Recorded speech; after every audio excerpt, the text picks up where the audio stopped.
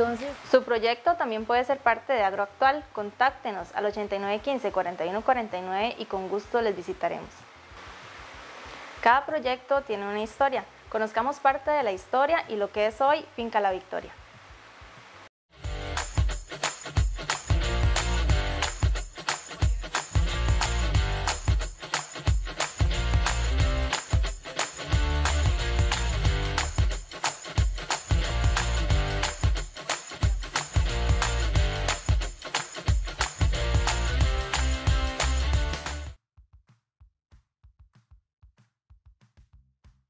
Saludos amigos, qué gusto encontrarnos nuevamente en Agroactual.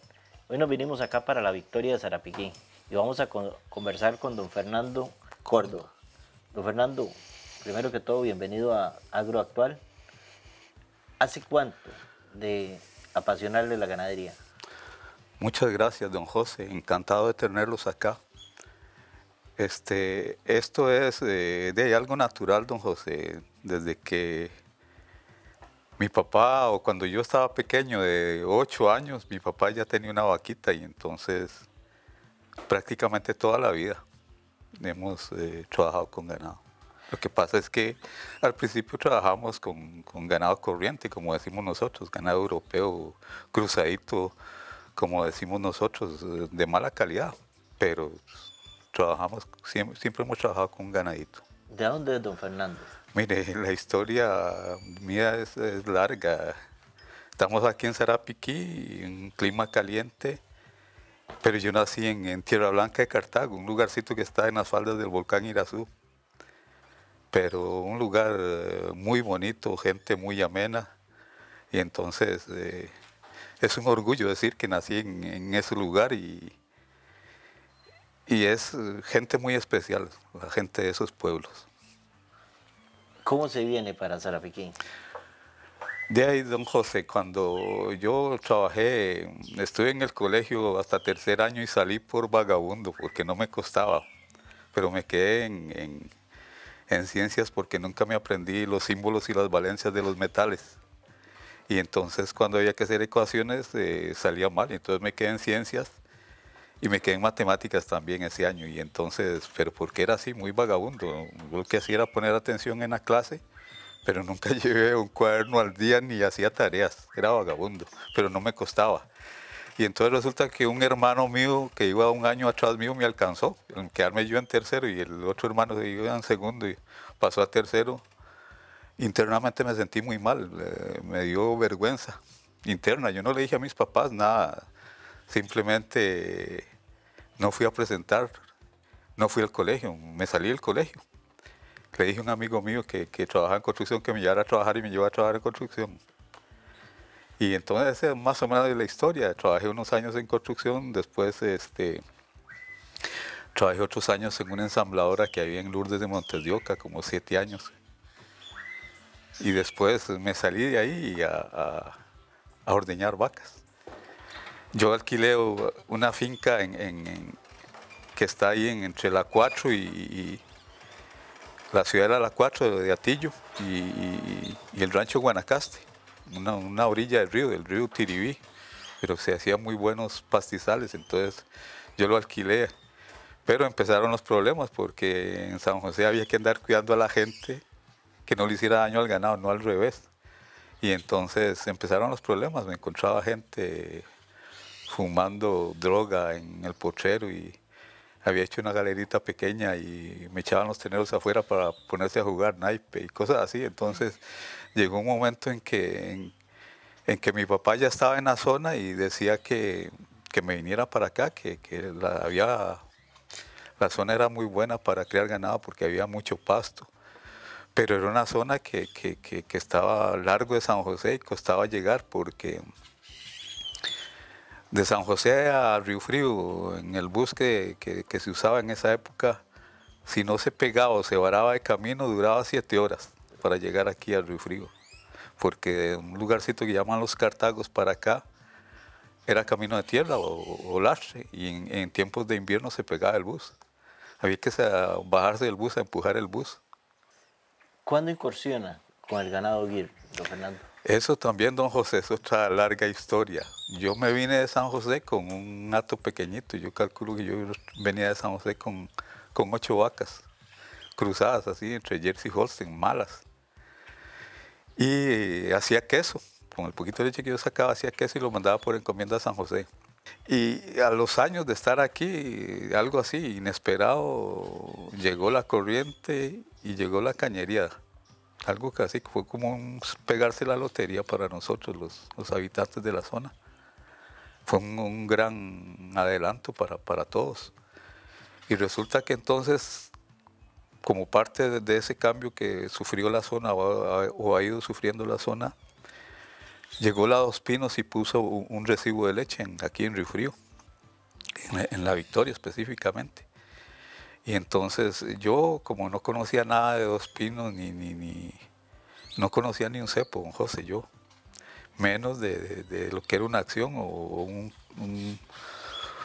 un tanque de enfriamiento. Y entonces yo pensaba, yo no podía hacer nada con Dos Pinos porque no tenía cómo comprar un equipo de enfriamiento, no podía. Y entonces resulta que la Dos Pinos puso un recibo acá y empezó a recibir leche, pero seguro era muy poca la cantidad de leche que recibían y era el tiempo que hablamos del camino largo, del camino por Vara Blanca, que duraba 7 horas, un camión. Ese camión de Dos Pinos seguro duraba más.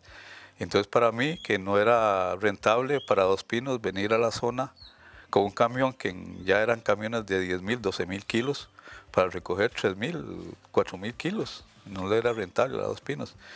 Entonces oí, como decimos nosotros vulgarmente, don José, una bola en el pueblo, un rumor que decían que la Dos Pinos iba a recibir leche caliente a 2 kilómetros a la redonda de donde estaba el recibo, que hoy día es un almacén agroveterinario lo que hay. Y entonces un día me fui a preguntar que cómo era la situación para entrar a la Dos Pinos. Y entonces ya el señor muy amable, una persona muy buena gente también, el que me atendió, y entonces me dijo que cuánto producía de leche. Yo en aquel tiempo lo que producían eran como 30 botellas de leche. Y entonces ya empezamos a hablar y entonces me decía el señor, ¿y usted tiene una galerita techada y cementada? Y le digo, no señor, yo ordeño así a la intemperie, amarrado un palo de naranjo, un palo de mango. Y entonces me decía, no, la Dos Pinos no lo puede recibir así a usted. Nosotros lo podríamos recibir si usted hace una galerita techada y cementada. Si usted tiene interés, la Dos Pinos le puede dar un mes de tiempo para que usted haga una galerita. Cuando él me dijo eso, entonces pensé que tal vez era factible llegar a entrar a la Dos Pinos. Y entonces me decía el señor, ¿y con cuántas? Bueno, como me dijo que me daba un mes de tiempo, yo le dije que sí, que sí me comprometía a hacer una galerita en un mes. Una vez, ya estando en Dos Pinos, que me costó mucho hacer la galerita, porque esa es la historia, especialmente don José, por cómo apareció el toro con el tiempo. Resulta que como el señor me dice, el del recibidor de leche me dice que si me da tiempo de hacer una galerita, entonces yo pensé en 3 ternerillos peludos que tenía. Me busqué un cliente, según yo un comerciante, para que me comprara los terneros. Yo pensaba que con lo que podía vender esos 3 terneros, yo me podía comprar unas latas de zinc para empezar a hacer la galera. Ese era el pensamiento mío. Resulta que viene el comerciante y en realidad ni me acuerdo de quién fue, pero... Y entonces estamos frente a los terneros y me dice, ¿cuáles son los terneros, hombre? Le digo, ay señor, son esos que están al frente suyo. Y entonces vuelve y me dice, no hombre, eso es solo panza y pelo, eso no vale nada, yo no le compro eso. Entonces, ¿sabe cómo me sentí yo, don José? O sea, yo pensando en que yo vendía esos terneros y compraba una latica de zinc y el tipo me dijera que eso no valía nada. Me puso como el palo de piso, limpiar el piso de una casa. Y resulta que entonces una vez viene un hermano mío que vivía en San José en aquel tiempo y era septiembre y entonces estaba la feria de Guapiles que hacen, toda la vida ha sido en septiembre. Yo, ya le digo, no podía comprar, económicamente no hubiera podido comprar un toro. Y entonces nos fuimos para para Guapiles, y entonces resulta que mi hermano ya conocía a don Víctor, yo no conocía a don Víctor. Y mi hermano conocía también al que estaba cuidando el ganado en ese tiempo ahí en la exposición.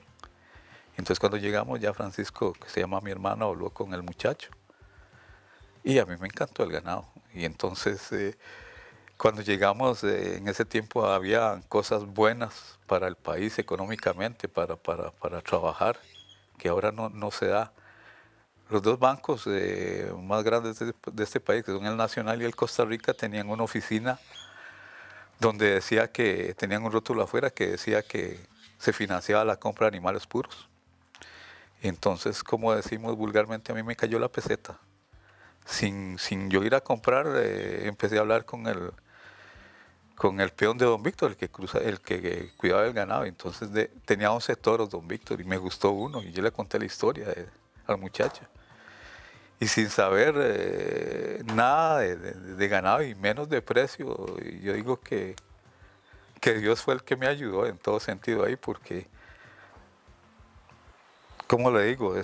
Le dije yo al muchacho sin saber nada de ganado y me gustó mucho un toro, y entonces sin saber cuánto valía se me ocurrió decirle, pues una ocurrencia.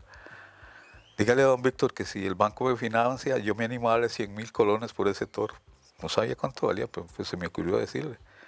Y el muchacho no le hizo gracia. Resulta que Efren no le decía a don Víctor porque ya Efren me dice, mire, es que ese toro ese torete no era toro todavía. Ese torete hace 6 meses en una exposición centroamericana que hubo en Bonanza, fue reservado campeón añojo a nivel centroamericano, y entonces ese toro seguro vale más que eso. Y entonces yo le digo, yo le acepto lo que usted me dice, pero yo no sé qué es eso, no entiendo. No conozco nada de eso que usted me dice. Pero dígale a don Víctor. En algún momento le dijo a don Víctor ni me volvió a ver. Pero y seguimos insistiendo, dábamos una vuelta y parábamos en el stand de él. Y en algún momento se me arrima y mire, me dice, palmotea la espalda, tenía esa costumbre don Víctor. Mijito, mire, para lo que usted necesita, escoja cualquiera de esos otros 10 toros. Pero ese toro que le gusta a usted no es para usted, así me dijo de una vez. Y le digo, ay, don Víctor, yo le agradezco el consejo, pero gustos son gustos, a mí el que me gusta es ese. Y entonces me dice lo mismo que me dijo Efren. Mire, es que ese torete hace 6 meses fue reservado campeón añojo a nivel centroamericano, entonces vale 150,000 colones. Usted lo que me ofrece son 100, entonces no se lo puedo dar en esa plata. Y entonces empezamos a hablar, y seguro no le cae tan mal al señor que al final lo tratamos en 137,500 pesos, en 1989. Ese toro lo tuvimos como 1 año trabajándolo con las vacas criollillas que yo tenía. Y cuando empezaron a parir las primeras crías, yo brincaba porque de lo contento que me sentía, porque era un animal distinto a los que yo había tenido. Era un animal más acuerpado, con más carne, más despabilado, como dice uno. Era un cambio exagerado. Y entonces a mi hermano se le ocurre que qué bonito trabajar el toro por el lado puro, pero ahí no teníamos cómo. Entonces me dice mi hermano, usted compró el toro, voy a tratar de comprarme 2 novillas y lo trabajamos los animales a medias. Entonces yo le digo, hey, si se puede, lo hacemos. Entonces Francisco le compró 2 novillas a don Víctor Julio Niño Loría, que ya le digo, era el papá, para mí es el papá del guir en este país. Y hacía el estilo polaco, haciéndole pagos y nos cobraba interés por lo que se le quedaba debiendo. Así fue como compramos las primeras novillas. Entonces resulta que se trajeron 2 novillas y a la vuelta de 2 años, estando ya aquí en la finca, parieron. En 1900 nosotros empezamos a ir, yo creo que a la primera feria que fuimos a Guapiles fue en 1991, 3 años después de haber comprado el primer toro, o 2 años. Y resulta que entonces, cuando parieron después las primeras hijas de ese toro, más brincaba yo, porque resulta que salieron mejores productoras de leche que las mismas madres que eran más europeas. Ya le digo, pero eran vacas europeas malonas. Pero el cruce entonces salió una hembra más bonita fenotípicamente y a la hora de parir producía un poquito más de leche que las mamas, las madres. Y entonces ahí fue donde empezamos a trabajar con el GIR y fue un cambio del cielo a la tierra, don José. ¿Qué es hoy por hoy Finca La Victoria? Nosotros tenemos, don José, 34 años, yo creo, de trabajar con GIR puro. Y entonces hemos tratado de mejorar todo lo que podamos, fenotipo y genotipo en el GIR, porque yo soy un enamorado del GIR. El GIR tiene características que solo el GIR las tiene. Pongamos, tal vez no, o sí lo notó ahora con lo que vimos con los animales que estuvo haciendo usted las tomas para su canal, de que es muy dócil. Es un animal de una docilidad natural. Es un animal que no requiere mucho manejo para tratarlos bien. O sea que es un animal que es súper manso comparado con otras razas. Seguimos tratando de mejorar día con día. Esto de la genética animal es muy caprichosa, don José. Usted en teoría dice, voy a cruzar estos dos animales que son fuera de serie, pero a la hora de que pare, no sale lo que usted creía. La genética es muy caprichosa. A veces usted cruza dos animales que en teoría son fuera de serie y no sale lo que usted esperaba. Y a veces usted cruza un animal bueno con uno regular y le sale una cría muy buena. Pues es cuestión de trabajo, de tener paciencia y de trabajar. O sea, la genética es de tiempo. Actualmente, don José, el hato es grande para lo que es la finca. Yo calculo que nosotros en este momento tenemos cerca de 100 animales. Y la finca es pequeña. Para nosotros trabajamos 100 animales como en 30 hectáreas. Y que no están en uno solo. O sea, hay una parte que está a 2 kilómetros de acá. Y entonces ese es un inconveniente, pero tenemos casi 100 animales. Y el manejo de nosotros es pasto. A mí me gusta, no me gusta el animal estabulado. ¿Por qué? Porque el animal estabulado con el tiempo se acostumbra y después usted lo vende o lo va a echar a un potrero y no come en potrero. Se acostumbró a que usted le dé la comida, entonces eso no me gusta. Lo ideal es para mí que el animal vaya a potrero, que usted lo ayude, un animal bueno, y si usted lo ayuda con un poquito de alimento o de un bocadito, como dice uno, ese animal va a responder más. Pero y entonces lo que actualmente estamos usando, un poquito de silo de maíz. ¿Cómo anda la producción láctea? ¿De lácteos y en qué utilizan? Mire, nosotros, como estuvimos en Dos Pinos, como dice el dicho, me gustan mucho los dichos porque la mayoría son muy ciertos. De mosca para arriba todo es cacería, dicen los que cazan. Entonces, todavía más ordeñado, y en aquel tiempo las primeras vacas GIR no producían mucha leche, pero producían, pongamos, 4 o 5 kilos, nosotros lo ordeñamos, le sacábamos 3 kilos, o siempre hemos ordeñado 3 tetas, le dejamos una cría al ternero, pero resulta que entonces ese ternero no se desarrollaba bien, porque le hacía falta un poquito de leche. Después cuando cambiamos a que nos quedamos ya con el hato de GIR, entonces empezamos a dejarle más leche a los terneros porque en realidad es lo que nosotros buscamos, criar animales de reemplazo, tanto hembras como machos. Y entonces todavía desde, ya le digo, 34 años ordeñamos.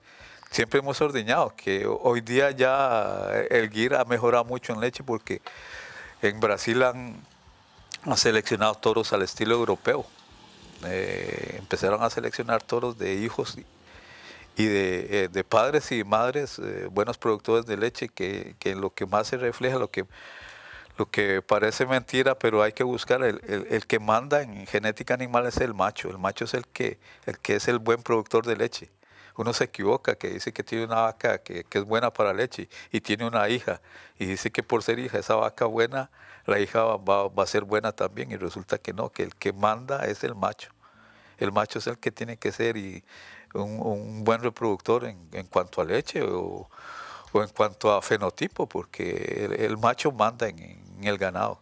Dicen que, los que saben, dicen que si usted tiene un hato de vacas puras, buenas, y tiene un toro malo, usted va para atrás.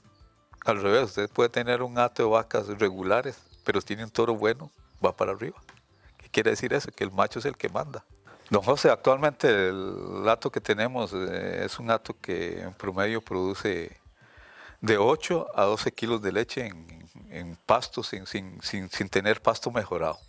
Ni concentrado. Sí le damos un poquito de concentrado, pero ese concentrado, don José, no es para que produzca más leche, porque es en realidad muy poco. Es simplemente para que la vaca se quede quedita en el momento de ordeñar y ayudarle un poquito a la condición corporal. Pero no damos alimento para que la vaca produzca leche. ¿Y lo hacen un solo ordeño, no? Sí, señor, hacemos un solo ordeño. Nosotros ordeñamos nada más en la mañana. En la tarde nosotros apartamos, pero lo que hacemos es en la tarde traemos los terneros para que mamen nada más. Pero no en la tarde no ordeñamos. Hacemos solo un ordeño. ¿Y la producen? El poco de leche que sacamos, hacemos un queso. Un queso así, artesanal, totalmente. ¿Hacia dónde va la Victoria? De ahí, cada día hay que ahora que estuvimos hablando con el trabajo que usted ha hecho acá, ahora se está hablando de que hay una leche que es buena para el ser humano y otra que le hace daño. Y entonces resulta que el Gyr es uno de las razas cebuinas que naturalmente tienen el alelo A2 y entonces queremos hacer una selección de genotipo, tratar de sangrar la mayoría del hato para después quedarnos con solo animales que sean A2. Eso para el futuro, que ya le digo, que es la leche que no le hace daño a los seres humanos.